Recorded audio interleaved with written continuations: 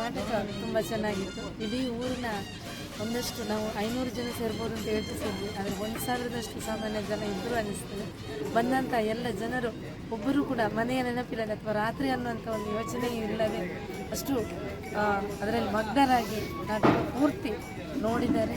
ಮತ್ತು ಅದೊಂದು ನಾಟಕ ಅಂತಲ್ಲ, ರಿಯಲ್ ಸಿಚುವೇಶನ್ ಅನ್ನೋ ರೀತಿಯಲ್ಲಿ ಜನರು ಅದರಲ್ಲಿ ಇನ್ವಾಲ್ವ್ ಆಗಿದ್ದಾರೆ ಅಂತ ಹೇಳಲಿಕ್ಕೆ ಖುಷಿ ಪಡ್ತಾಯಿದ್ರು.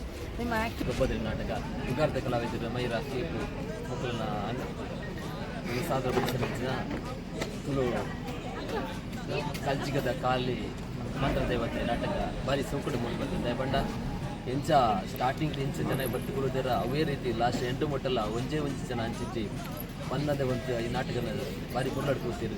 ಖಂಡಿತ ಬತ್ತಲ ಈ ನಾಟಕ ನಾನೇತು ಪ್ರದರ್ಶನ ಕಾನಾಡು ಪಡೆದ ಈಗಲನ್ನ ಈ ಒಂಜಿ ಮಾತಿರಲ್ಲ ಅಭಿಪ್ರಾಯ.